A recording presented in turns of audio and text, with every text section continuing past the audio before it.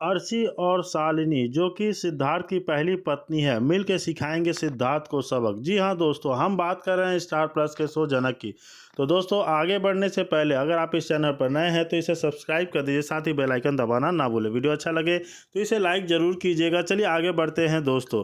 जैसे कि हम देख रहे हैं कि दो सीरियल जनक में ज़बरदस्त ट्विस्ट आने वाला है। एक तरफ अर्शी सिद्धार्थ से धोखे का शिकार हो रही है तो दूसरी तरफ अनिरुद्ध और जनक की शादी में परिवार की रजामंदी देखने को मिल रही है। अंधेरा रात की रात अर्शी की आंखों में प्यार की चमक थी। सिद्धार्थ ने उसे अपने सपनों का राजकुमार दिखाया था, एक ऐसा शख्स जो उसकी हर ख्वाहिश पूरी करने को बेताब था। शादी के बाद जब अर्शी सिद्धार्थ के साथ रहने आई तो शुरू में सब कुछ वैसा ही था जैसा उसने सोचा था। प्यार भरी बातें और प्यार रोमांटिक मुलाकातें और सिद्धार्थ का उसे खुश रखने का हर मुमकिन प्रयास। अर्शी सातवें आसमान पर उड़ रही थी। उसे लग रहा था जैसे उसकी ज़िंदगी की सारी सुलझनें सुलझ गई हो, उसकी सारी सपने पूरे हो गई हो। लेकिन कहते हैं ना, हर चमकती चीज़ सोना नहीं होती। अर्शी की इस खुशहाल दुनिया में धीरे धीरे दरारें पड़ने लगती हैं। सिद्धार्थ अक्सर गुमसुम रहने लग जाता है। फ़ोन पर रहस्यमयी कॉल्स आने लगे और कभी कभी वह बिना बताए घर से गायब हो जाता है। अर्शी ने जब पूछने की कोशिश की तो वह टाल मटोल करने लगता है और उसे अनसुना करने लगता है, फिर गुस्सा हो जाता है। अर्शी का दिल घबराने लग गया। एक अनजानी आशंका उसे कचोटने लगी कि आखिर सिद्धार्थ ऐसा क्यों कर रहा है उसकी तरफ। जी हाँ दोस्तों, सिद्धार्थ ने कहा कि उसे ज़रूरी काम से बाहर जाना है तो अर्शी का शक और गहरा हो गया। उसने पहले कभी सिद्धार्थ को इतना बेचैन नहीं देखा था। उसके मन में एक अजीब सी बेचैनी हुई और उसने फैसला कर लिया कि वह आज सिद्धार्थ का पीछा करेगी। अर्शी दबे कदमों से घर से निकली और छुपते छुपाते सिद्धार्थ की गाड़ी के पीछे चलने लगी।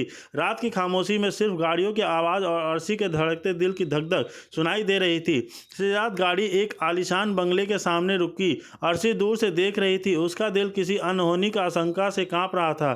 सिद्धार्थ गाड़ी से उतरा और बंगले के अंदर चला गया। कुछ देर बाद बंगले की रोशनी में अर्शी की एक और औरत को देखा जो दौड़कर सिद्धार्थ से गले लग गई। वह औरत बेहद खूबसूरत और शांत स्वभाव की लग रही थी।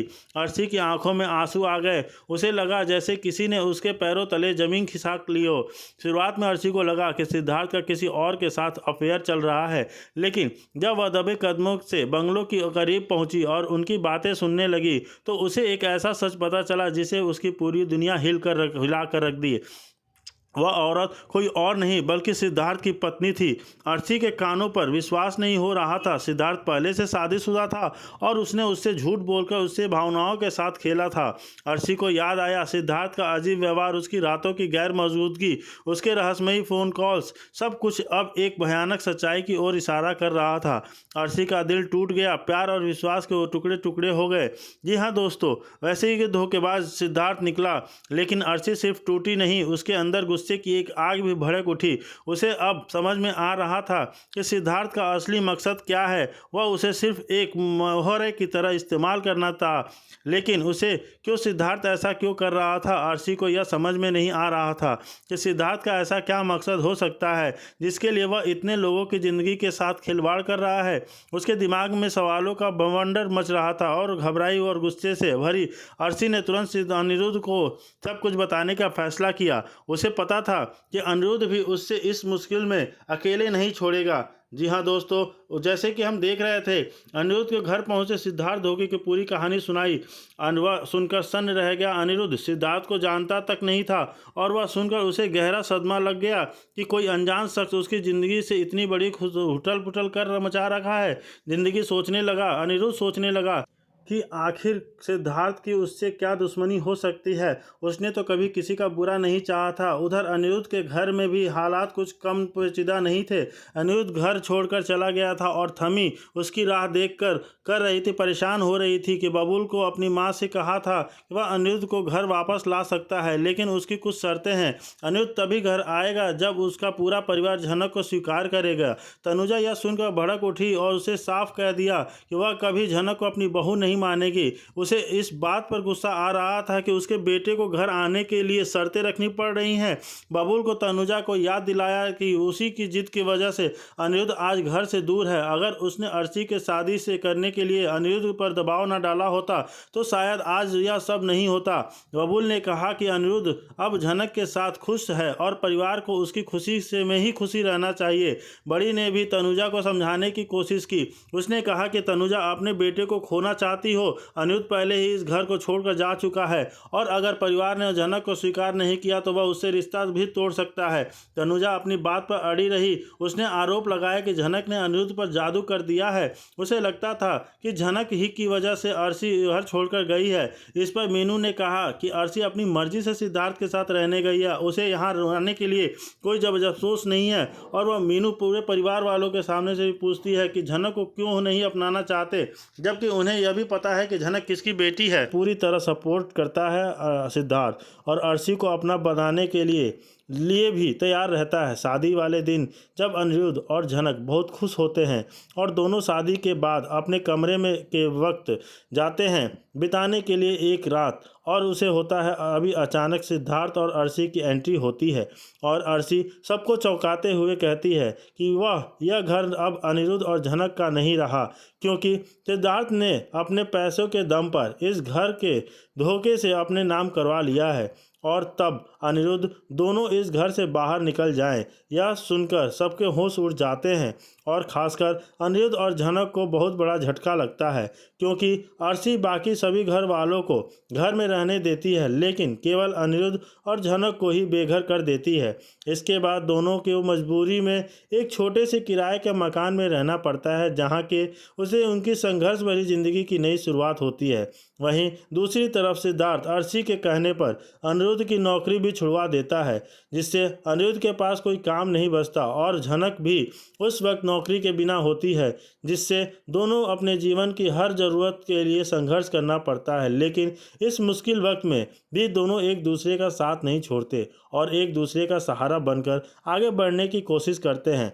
और जब अर्शी यह सब जब देखती है कि उनकी मुसीबतों में बावजूद भी अनिरुद्ध और झनक के बीच का प्यार और मजबूत होता जा रहा है, तब वह और ज़्यादा जलन महसूस करने लगती है और अपनी साजिशें और तेज कर देती है।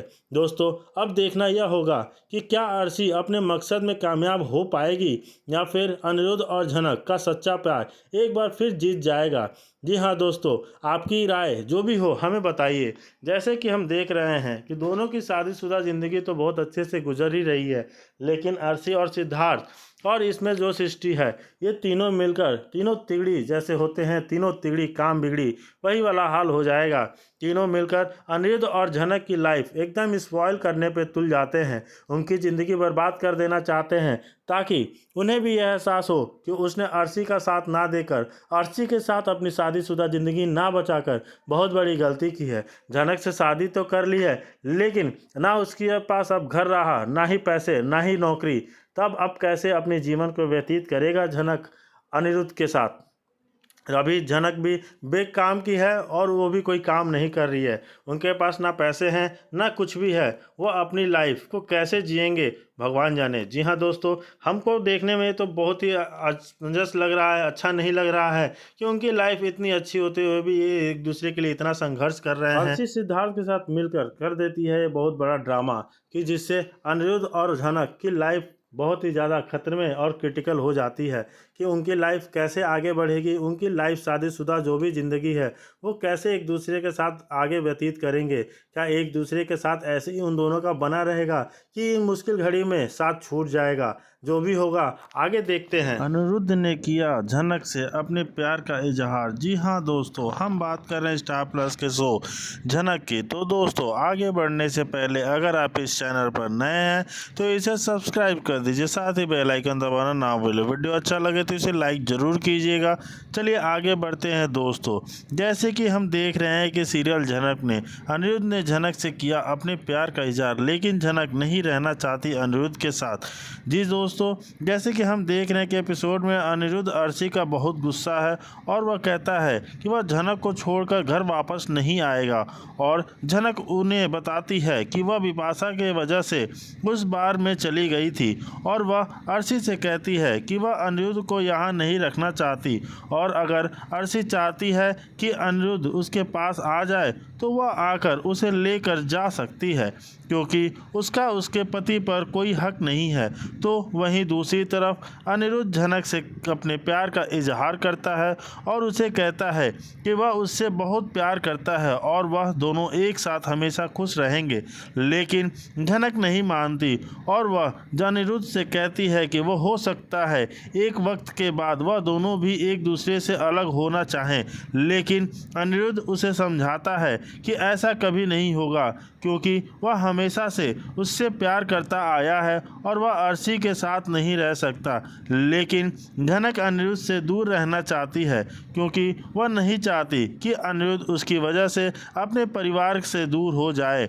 और अब शो के आने वाले एपिसोड में यह देखना बहुत ज़्यादा दिलचस्प होगा कि आखिर अनिरुद्ध झनक की लाइफ में क्या मोड़ लेता है।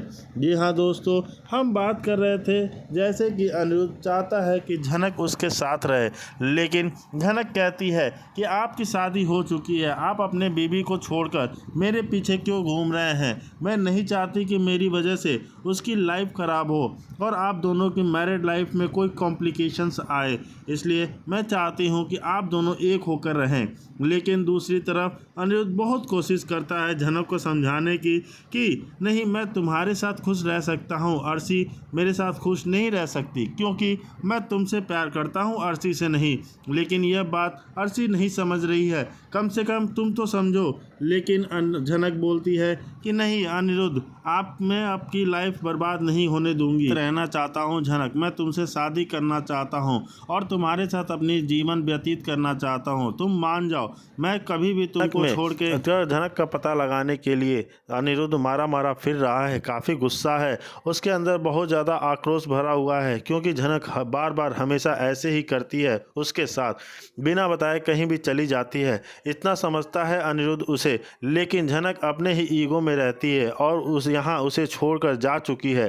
झनक जब यह बात बहुत अच्छे से जानती है कि उसका यहाँ रहना सेफ नहीं है, काफ़ी लोग उसके पीछे पड़े हुए हैं और इतनी जल्दी किसी पर विश्वास करने से उसका ही बार बार नुकसान होता है, तो क्या वह क्यों बार किसी पर उस पर विश्वास कर लेती है। हर बार झनक के साथ ऐसा ही होता है। यहाँ पे उसने बिपाशा भाभी के ऊपर विश्वास करके उसकी दी हुई मिठाई खाकर उनके ही भाई के साथ चल दी। क्या कभी झनक उससे मिली हुई है, जो बिपाशा के भाई से कभी मिली हुई है? जी नहीं, बिल्कुल नहीं मिली। फिर भी वो बिपाशा भाभी के भाई के साथ क्यों चल दी? भाई को जानती है नहीं, जानती तक नहीं, और झनक उनके भाई को तो क्या उसके साथ बैठ कर गई, और साथ ही जब वह कार में बैठी होती है तो उसे फील हो रहा होता है कि मुझे नींद आ रही है, तो क्यों वहाँ पे झनक इतनी बेवकूफ़ है, यह बात भी न समझ पा रही है कि मैंने जब से मिठाई खाया है तब से ही मुझे नींद आ रही है, मुझे चक्कर सा आ रहा है, और उसकी क्या गारंटी है कि यह इंसान मुझे घर ही लेकर जाएगा। तो हो सकता है किसी और गलत जगह पे ले जाए। दोस्तों, इतनी बार